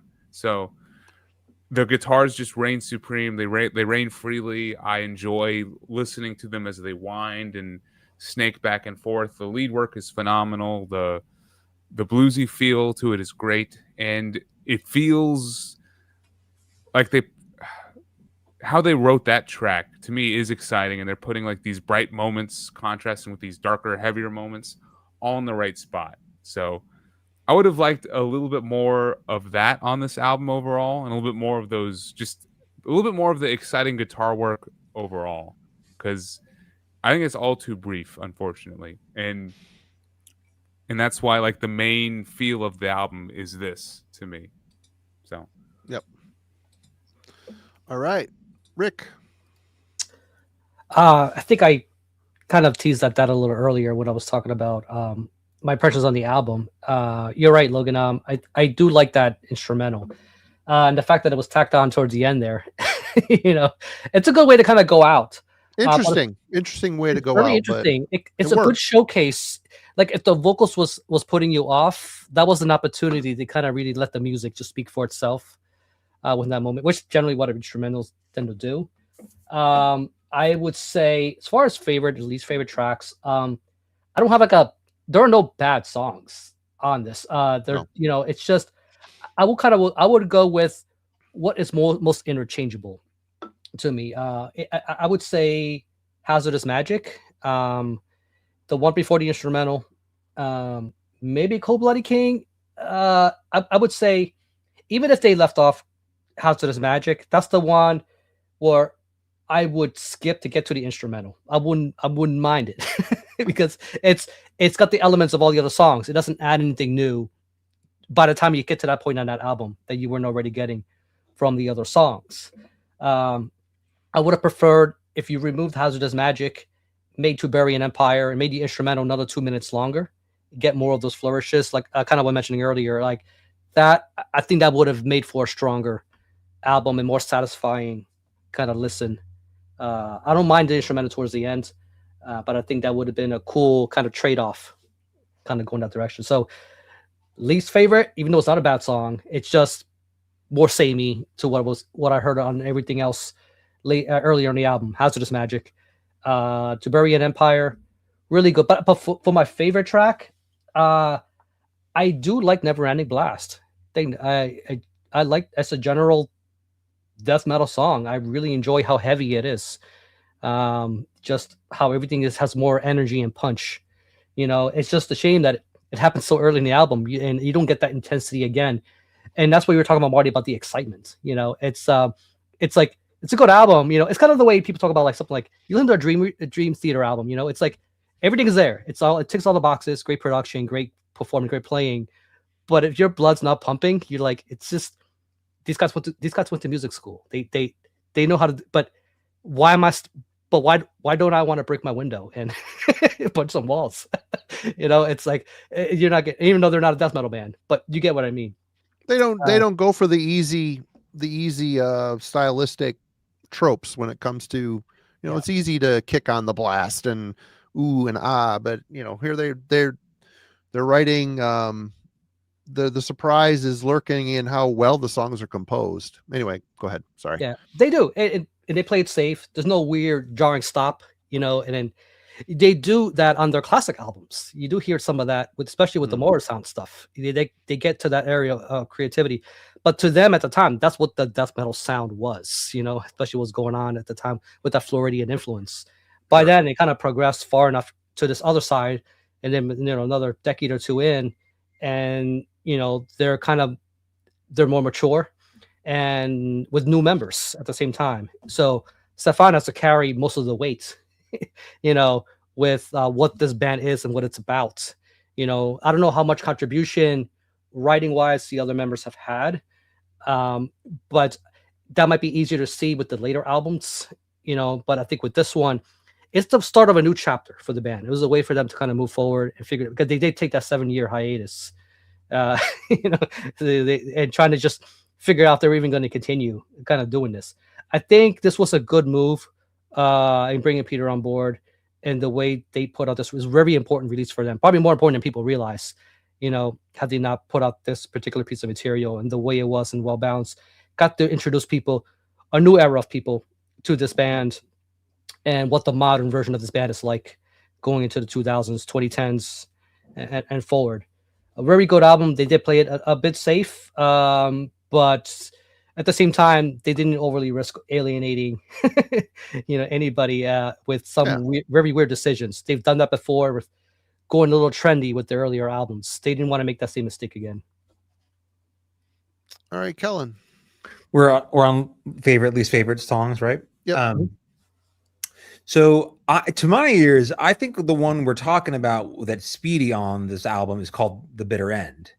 It's one of them. There a couple times they kick it Okay, up that was the one in my mind that immediately, like, drum fills drop into D beat death metal, which is, like, to me, Swedish Hallmark, a 101 kind of deal.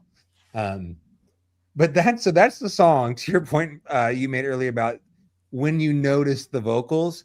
So that's like the rager on this album that I immediately noticed the amount of aggression, that speed, like, okay, there it is, kind of Very deal. tough guy kind of stuff.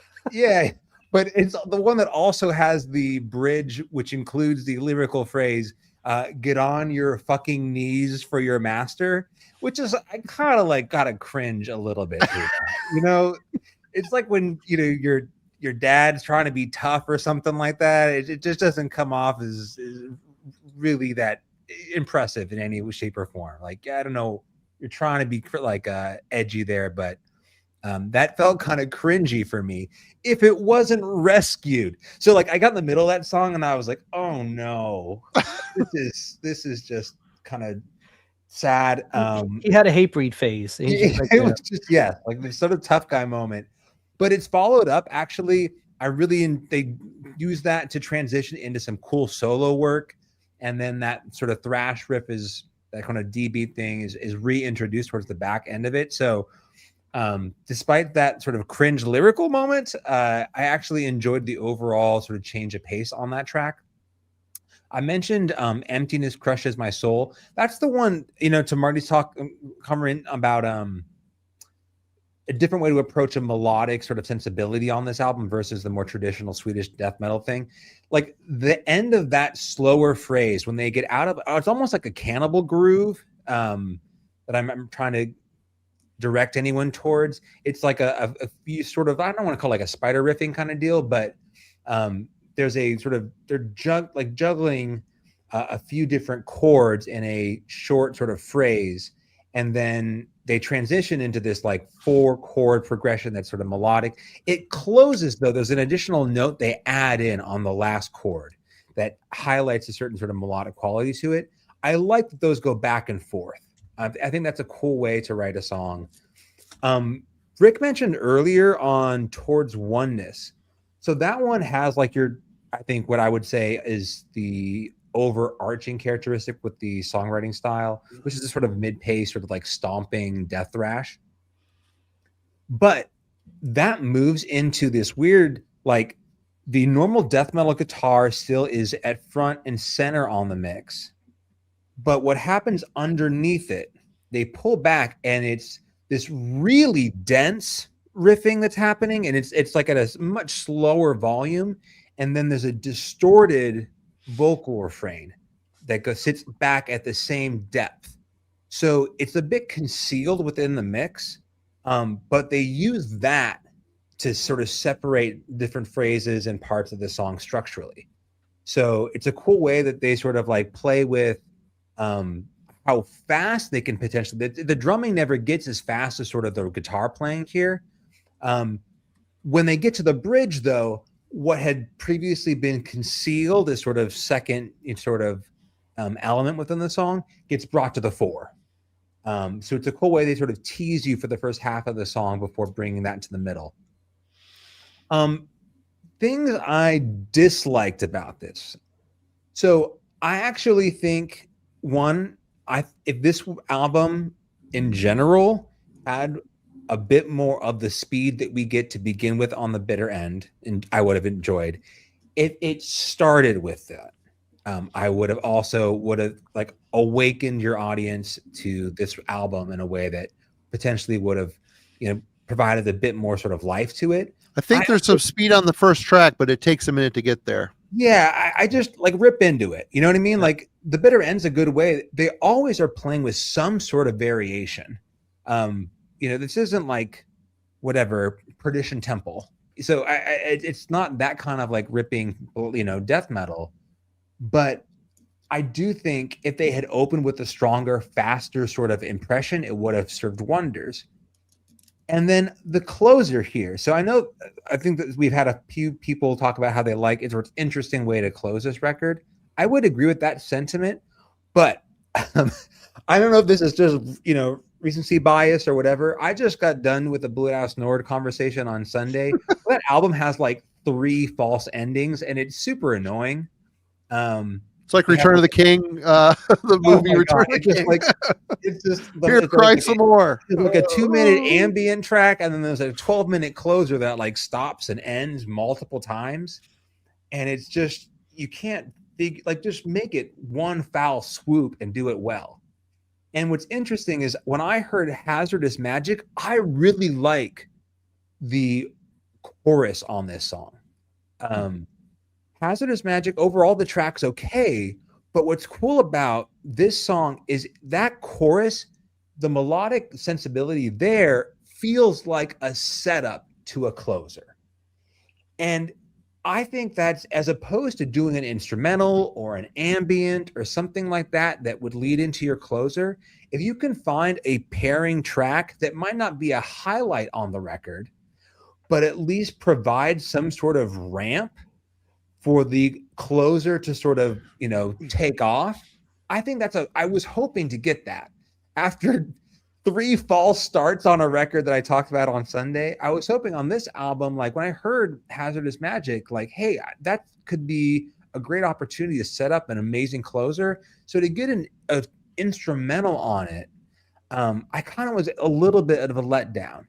I think Hazardous Magic on its own does a really good job being sort of a,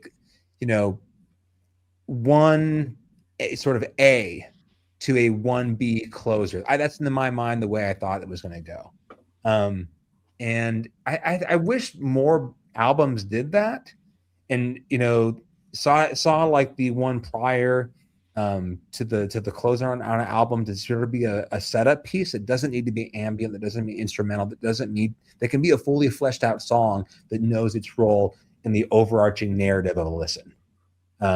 And I think when I listen to the closer here, I just feel like the last track, To Bury Empire, is a bit of a missed opportunity for me. All right. I've said a lot about some of these songs already. I'm not going to go too extensively into my notes, but one song that no one's really talked about that I did think was a good standout was Towards Oneness. It kind of stands out for me because there's several guitar tricks on here that really are nowhere else on the album. You get this fast palm muted shred picking. It kind of adds a very thrashy technique. It comes off as a surprise because we haven't really heard it on the album until now. I can't read my. Didn't I just talk about this one, Marty? Did you? Well, with the vocals? Yes. No, that was the one with the vocals. Wasn't that the not the cursing? Oh, no. Okay. It's okay. It's okay. Okay. I was reading the chat. Here I was. Marty didn't listen to a word I said. Whatever. But yeah, it goes out of those palm muted thrash riffs into these atypical chords for that lofty, airy feeling. I really like the contrast of styles that they do here. Again, if you just listen to this once or twice, you're not going to pick up these subtle changes. I also like that Nose Ti Ipsum. Again, this is one of those times, if you first time through this, it kind of feels like a bit stale of a track, but very lopes along, very non-threatening, but multiple listens. The dissonant chords come out, mature harmony lines kind of take center stage. the way it all twists together, they kind of lure you in with mid-pace progressions. And yeah, they sell it with how well they construct the tracks. Of course, we talked about Bitter Seed. That was with the potty mouth. I really do like the intro. When I first time playing this, it starts off, I'm like, oh my God, is this going to be 40 minutes of bolt thrower like that band from, was it Mexico, Humiliation? They're just a total bolt thrower clone that aren't very good. But no, the song, it starts off that way. And this is the only time we get this influence on the whole album. It's so different from the rest of it. But about midway point, they start building it up. You even get a little bit, some moments of some quicker pace, a little bit of speed. And it's like, okay, these guys they're doing some different things. There's some dynamics here. There's some cool melody lines. There's some great solo work. And I know Kellen didn't much care for going out onto Barbarian Empire, but I'm kind of with Logan on this one. I liked it here. I thought it was pretty good. What you take Stefan out of the picture, which again, I think we're ragging on the guy. I don't think he's a bad vocalist. The music has got so much stuff kind of going on. He seems like the one thing that's kind of holding it back. Granted, he's doing a lot of this stuff because he's playing guitar as well. So I guess something's got to suffer. His vocal style is okay. It's just very monotone to me. But you take him out of the equation on this last song, it feels like they intentionally made this song a little bit more densely layered. You got the twin lead lines again, which are really nice touch. More focus on simplistic yet very colorful solos. They never go full on shred. They're just very melodious, very good. It's like a better Ace Frehley type of solo. There's some nice start-stop transitions in this song too, which kind of kicks it back to their thrash influence a bit. You get a little bit of a bass guitar break, which hasn't happened until now either. But then the cool thing is they end on another little weird thing. They bring back this hook, which sounds like a cascading prog riff. They end the song on it. It's a nice touch. It's a little bit busier. It takes you out with something. It's very melodic, catchy, memorable. They go out. I think the instrumental was a good closer. But again, there's nothing on here that I think sucks. Just isn't, and that's it. It was worth the investment. Judgment, final thoughts, Rick. Everything you said, I think that it's still not going to be everybody's, No. number one. I think those classic albums are always going to be very close to a lot of people, and it makes sense. Like I said earlier, before you hopped on, Kellen, like I was so tempted to pull Sublime Dementia, and a lot of us would agree we love that album for those who've explored it.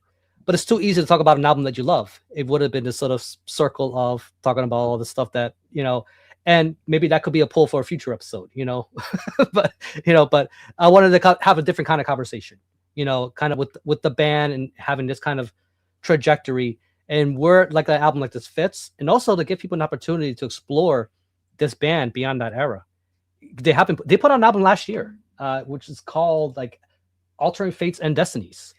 And Stefan's vocals goes back to that more death metal-y kind of side, that it does on this album. So there's been some changes since then with all the new rotating members. Besides the uneven discography, you could also argue that the changing of band members could also have been a thing.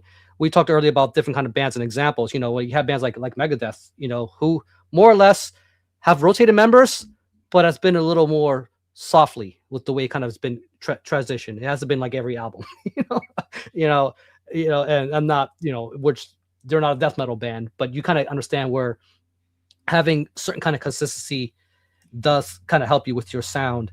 I feel like here, I feel like once they have a high, they go right back to a low, right back to a high, right back to a low. This is a band that I feel like it's at their best when they have a really good producer behind them. I'm not saying the producers under unsuccessful albums are terrible, but it's just a matter of who can get the most out of their sound, get the best out of them with the given talents. I think that, in my own personal life, like I'm the King Cranger when it comes to guitar. But if someone were to come to me pull the best. I'd be more motivated to do more, more things. You know, I could have been the next Weird Al Yankovic. You know, Your whatever. guitar playing is nothing compared to your singing. I'm just going to throw that out there. Thank you. You know, I'll take that compliment. You know, This wasn't a compliment. so maybe come pull out the Midnight Special again. Yeah. No, but I think that this is a band that we'll be putting out more albums. I think we'll still have some balances and things to figure out. Have you been following this band all the way? There's nothing I can say that will make you come to them or steer you away. You were already invested in some shape or form. But if you're new, I think getting into this band, which was interesting with this pick, was to also see some people with fresh ears. I really was curious to see how would fresh ears interpret a band, especially at this particular point. I could have pointed a more sound album, but I think it would have been too derivative and familiar, you know, for that kind of thing. We all know what that sound is like, you know, even with various different bands. But this is a very interesting era, an interesting point in death metal, and where like a pull like this would have been. Also, to offer some context, this was a band that did not go too jarring and wild on this direction because they tried that trendy thing and it kind of fell flat. If you are brave enough to explore fragments, you know, and you know, talk about the 90s, you know, we did Fear Factory. This is an interesting timing because we did the Fear Factory, you know, and that brought us some interesting points regarding stylization and sound, you know, and I feel like there was agreements and disagreements with where that landed. I feel like not as extreme with Loudblast, but I think this is a very interesting band with the French death metal scene. Just the scene in general in that country, I feel like there's a lot out there to explore, you know, historically. We all like to talk about the Finnish, we all like to talk about, you know, we exhausted the Swedish side, you know, and everything else, but I feel like the French scene gets neglected quite a lot, and I don't think it's always intentionally. I think they're just kind of in that corner, and they're not much of a squeaky wheel. You know, they just kind of just do their own thing, and they're just happy to be where they're at, and you know, they're just there, I guess, if you will, unless you kind of force yourself to move out of that bubble and out of your comfort zone and see what else is out there to explore. All right, Kellen. Yeah, so I mean, for the question that I missed tonight, I mean, the band that came to mind that I thought, now I don't know if it's because Rick is here and I thought this is kind of his wheelhouse in terms of a reference, but I thought of Paradise Lost, a band that had like this iconic, or at least a time period that was super cool, and then a mid period that was, let's say, polarizing, and during this time period, kind of come back to the fore, attempting to do something a bit more sort of fan friendly. So with a lot of the core members staying around through the years. So anyway, I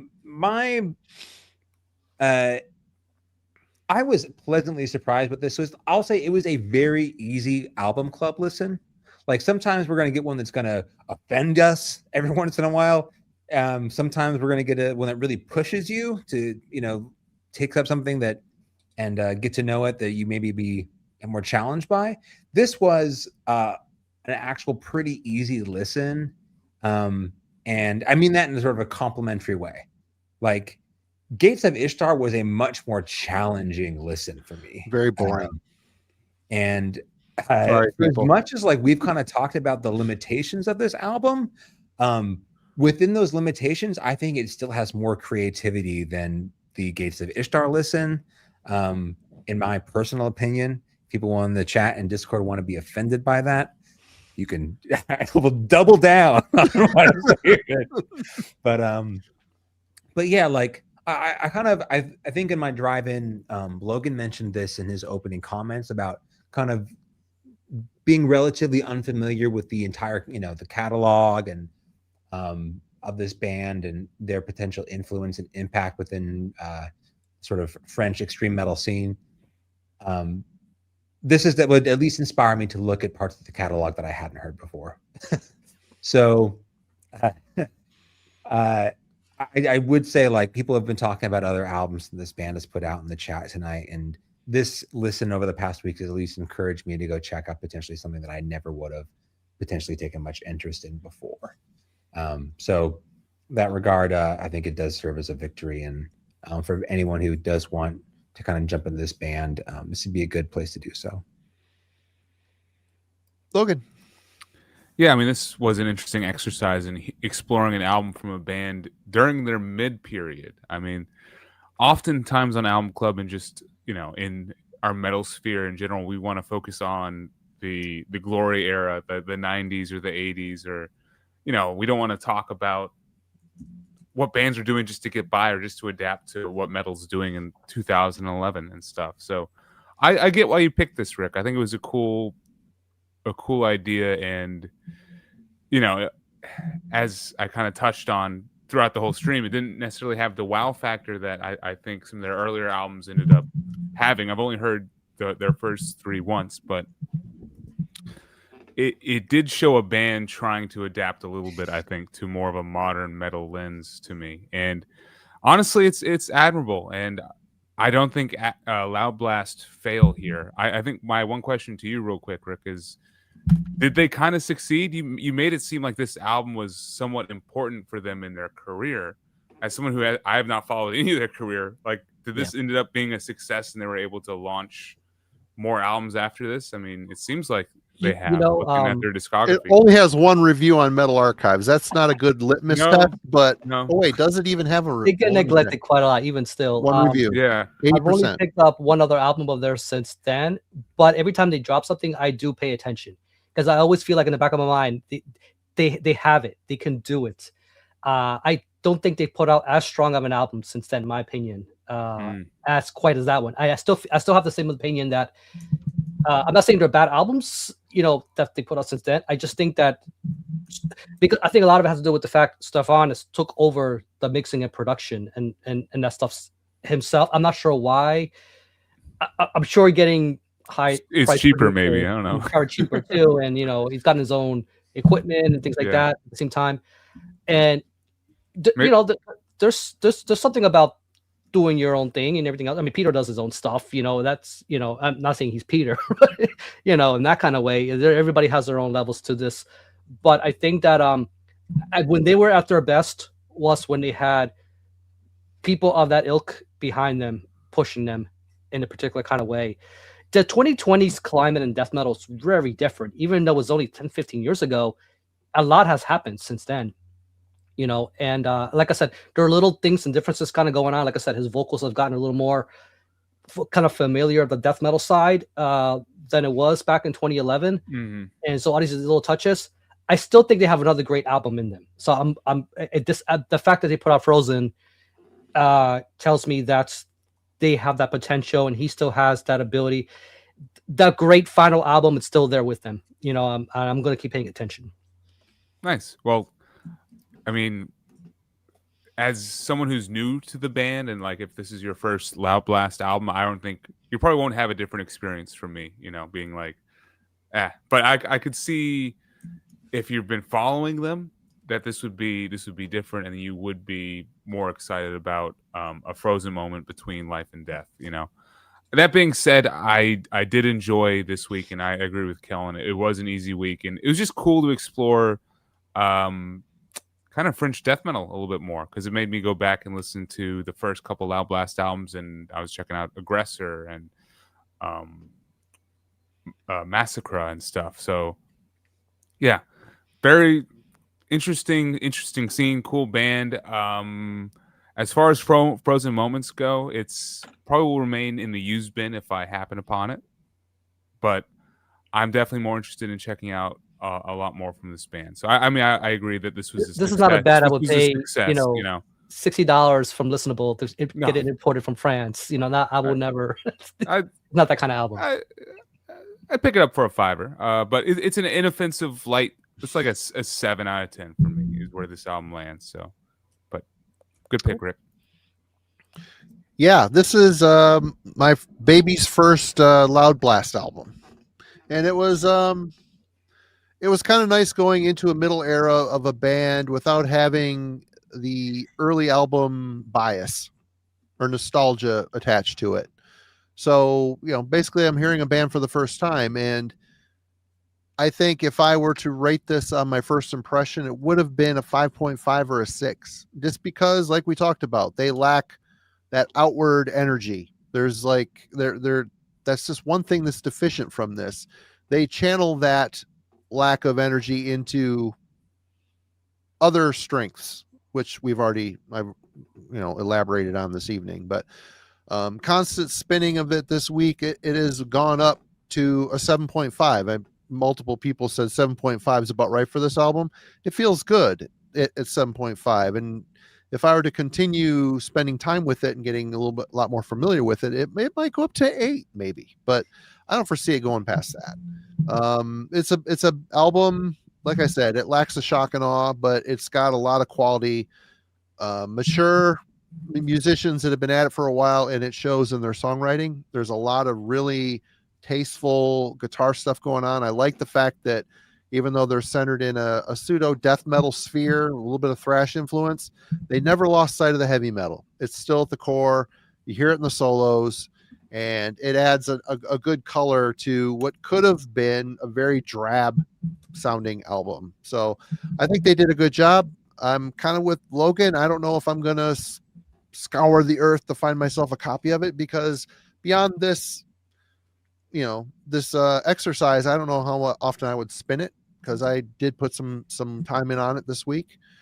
But we'll see. But I'm not opposed to checking out other Loudblast. I kind of feel like this middle era is, and I did check out 3 or 4 songs from that Sublime Dementia album, which sounded pretty damn good. Like I said, a little bit more nasty, a little bit more snarled, maybe a little bit more death metal. But yeah, good stuff. I appreciate it, Rick. Good pick. Absolutely good pick. I wanted to add, kind of a little homage to Francois Jamin, I think his name. He was the original bass player. He played on he was there since the beginning, played all through the 90s and all through these classic albums. He passed away last year, back in March. Kind of just a homage to his contribution. So thank you, sir. All right. Well, next week, you know what? We haven't discussed it. Jim is coming back, I believe, next week. I don't know for sure. I know TJ is eventually coming back, but maybe we'll get Rick to stick around with us for a little bit longer if he's. I didn't think you liked me that much. Oh, we love ourselves the dreadful one. It's all going to depend right now on this man, because he's the one picking. So it could be one you don't want to listen to. It's another once, lost album, let alone right? 5 times. Another lost album. This might be an opportunity to find some solidarity, Logan. I mean, I definitely, I'm up to bat. I could hit a home run or I could bunt it. I'm not sure. It's Christmas, though. Come on. I'm not going to put a lost album in Marty's stocking, for Christmas, for crying out loud. He already hates the holiday. It's the King Diamond Christmas. Okay, I'm not a fan of the holiday. Yeah. So I'm not going to try to ruin it more. Here, this is an olive branch, Marty. I'm sorry that I pulled the lost album and ruined your week a couple weeks ago. Will you forgive me with some Mekong Delta? I'm thanking you, because I've been meaning to check this band out forever. Let's check this band out. I've had this for a while. I've actually had all of their first 3 for a bit and really only listened to their first one. I've only checked this out a couple times, and I needed to dive more into it. And it gets a lot of love in a lot of different places. So Mekong Delta, the music of Eric Zahn. How do you spell it? Eric what? Eric ERICH, and then Zan, ZANN. So this is some if Voivod was German, apparently. That's how I've heard it described. So we're gonna dive into this. Merry Christmas, everybody. I could have been a Grinch, but I'll try to be more closer to Santa this year, I guess. Well, great pick. Again, I'm very curious. It's going to be a lot of fun. Next week, before we get to all these guys, what they've got going on, I'll do some show notes. Next week, well, first of all, Friday coming up is the Heavy Metallurgy year-end best of top 10. We got a lot of these fine folks, all these fine folks, I believe. Kellen, are you going to be there? I'll be there. Right. We're going to all be there talking about our top 10 favorites for the year. I'm going to try to show my top 20 to 11 maybe Thursday. We'll see. I don't know. I still have to finalize my list. And but then the next week, again on Wednesday, is New Year's Eve. I don't know if we want to do this again on Tuesday. Oh. Okay. We'll figure that out. Yeah, we can. Yeah. We're going to figure it out because I know Alan and myself are going to be launching the 2026 Metal Tag. We have all of our questions ready. We're going to do a live unveiling of that and do the Metal Tag ourselves live. So that, I don't know if we'll be doing that Wednesday or if we're going to be doing that Tuesday. We'll get the week sorted, but yeah, it should be good. Cool. Logan, what you got coming out on the Metal and Beer Snob? Oh, guess what? There's a new video already out. I released it last night. It's the top 10 album covers, according to me, someone who's never touched a colored pencil, let alone a paintbrush. So if you take my opinion with a grain of salt, but go check it out. And then since it is year-end list season and we're doing the inaugural stream on Friday, on the Discord server, we're hosting let's find Heavy Metallurgy Discord's top albums. So if you are on the Discord server, go into the end of year list mania thread and put your top 5 albums in there.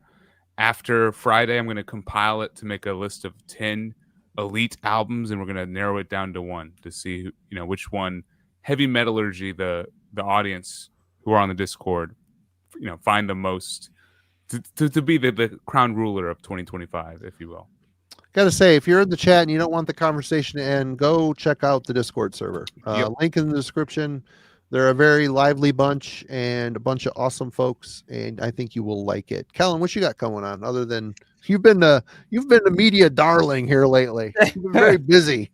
Yeah. So you can catch me this past. I did an Ethereal Horizons with review over on Gas Masks and Hand Grenades. With Jeff, and then we're joined by Jimmy from Future Ruins, and Peter over in Ireland dropped in. He's in the Discord. He's a frequent contributor, so he doesn't have a channel, but yep, you can always catch him in the Discord. I'm sure his list will be in there.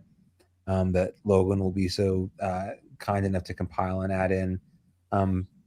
So anyway, did that this past Sunday, so you can catch me there, and then obviously I'll be here on Friday going over my list.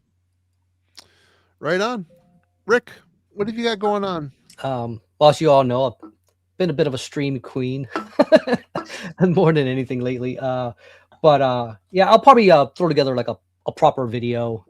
Maybe something I've gotten. People have been generous just as much to me, and that's time I acknowledge some things. And so I'll probably do maybe like a holidays related thing. It may not drop Christmas Day or anything like that, but in the vicinity of this period, I think spread a little cheer. I think would be fun. I don't have any original acoustical works plans, but if there's high demand for that, I'm available. They're clamoring in the streets. Please don't sing. Please don't sing. Rick, Auld Lang Syne, Rick. Auld Lang Syne. Come on. Hey, I'll see if Stefan's available. You can help me out here. So yeah, but other than that, I got nothing big grandiose. Obviously, looking forward to Friday.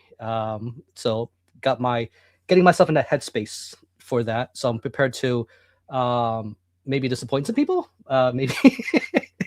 Maybe I don't know, surprise some people. The surprises are better. And then after that, I'll probably be doing the top thing again, which is a more extended version over on Jeff's channel for the his version of it. So but you know how that rolls. So get your what you call it, your sleeping blankets and bundle up, get your hot chocolate, because it's going to be a long night. It's usually how it goes. So yeah. So I'm probably gonna not be taking any sort of substances, so I had to be vivid for something for that endurance run. It'll be okay for Friday. I'll be okay.